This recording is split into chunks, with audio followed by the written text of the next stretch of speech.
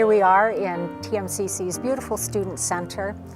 And as you know, it was named in honor of our first president, Jim Eardley. And what a great tribute that was, because Jim was all about students. Some of us who had the opportunity to work with him would like to share a few memories with you about the early days of the college and the man who cared so much about its future. We wrote the book while we were trying to develop a community college, and it was great. Jim was a great leader. He was a great guy to be around. We were just trying to figure it out as we went along and move it forward. And we were able to do that because Jim instilled such a strong sense in us of the fact that we were involved in something really important.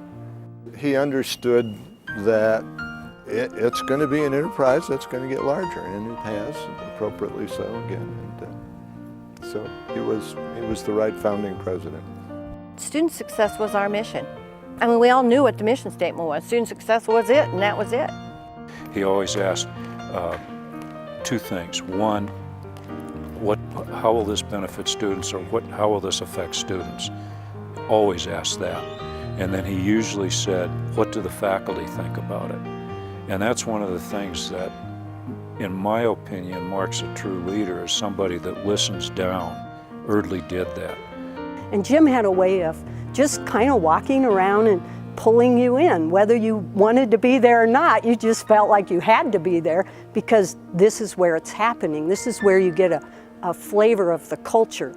And I think much of what TMCC is today grows out of Jim Eardley. I think his sort of incredible student responsiveness, which everyone talks about, but it's bigger than that. He built a culture.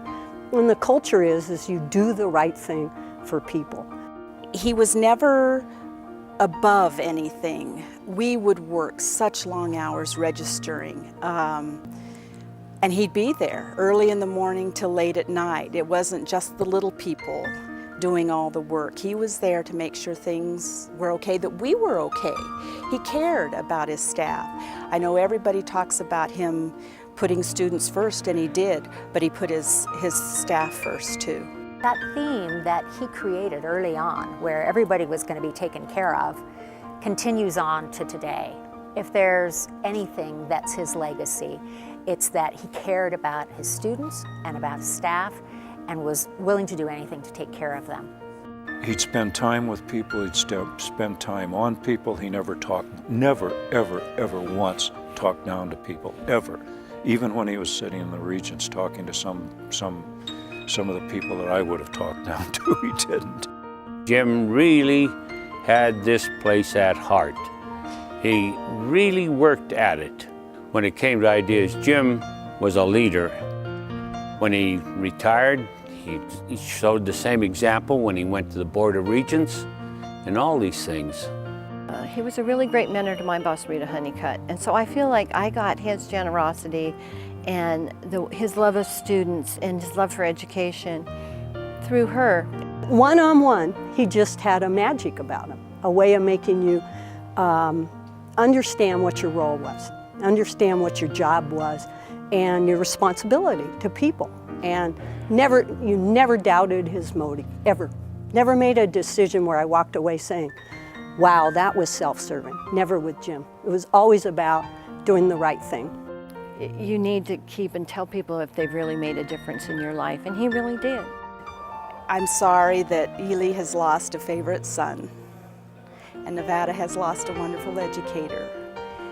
Students have lost a champion, and those of us who were so fortunate to work with him have lost a dear friend. Eardley was a very, very good human, a very good man. I think I would do him a disservice, and I think he would roll over in his grave and kick me in the ass if I said he was a great man. But he was whole, and he was human, and he was good. Jim just was so dedicated to his family, and he talked about them a lot, and he used them as a metaphor for what we're all about.